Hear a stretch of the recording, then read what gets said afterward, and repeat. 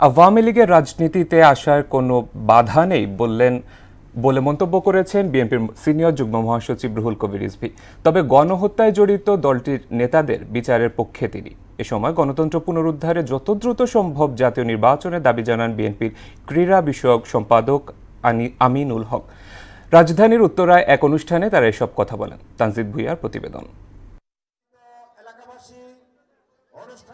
রাজধানীর উত্তরার দক্ষিণখানে বিএনপির পক্ষ থেকে ঈদ সামগ্রী বিতরণ আয়োজনে প্রধান অতিথি ছিলেন দলের সিনিয়র যুগ্ম মহাসচিব রুহুল কবির রিজভী। দলটির ঢাকা মহানগর উত্তরের আহ্বায়ক আমিনুল হক সহ স্থানীয় বিএনপির নেতাকর্মীরাও এতে যোগ দেন। এ সময় পতিত শেখ হাসিনা গত ১৫ বছর অবৈধভাবে ক্ষমতা দখল করে রেখেছিল বলে অভিযোগ করেন তারা।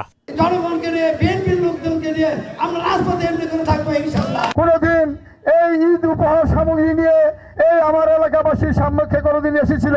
তারেক রহমানের নেতৃত্বে বাংলাদেশ একটি সুন্দর বাংলাদেশের স্বপ্ন দেখছি, সেই স্বপ্ন বাস্তবায়ন করার মালিক কিন্তু আপনারা। অনুষ্ঠানে এখনো অন্তর্বর্তী সরকারের কোনো সংস্কার কেন দৃশ্যমান হয়নি এমন প্রশ্ন রাখেন দলের ক্রীড়া বিষয়ক সম্পাদক আমিনুল হক। বাংলাদেশের রাষ্ট্রীয় প্রতিষ্ঠানগুলো এখন পর্যন্ত একটি অস্থিতিশীল অবস্থার ভিতরে রয়েছে, কোথাও কোনো স্থিতিশীলতা নাই।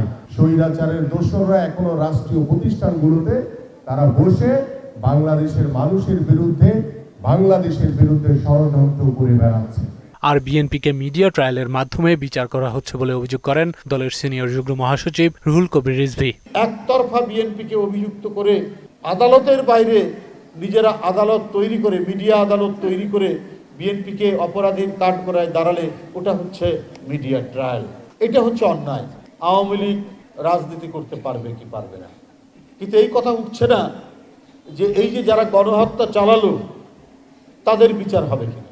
জরুরি সংস্কার শেষে জনগণ দ্রুত নির্বাচন চায় বলেও মন্তব্য করেন এই বিএনপি নেতা। শেখ হাসিনার আমলের কোনো পুনরাবৃত্তি হোক, এইটা বিএনপি কখনো চায়নি, বিএনপি চায় না। তানজিদ ভুঁইয়া, মোহনা সংবাদ, ঢাকা।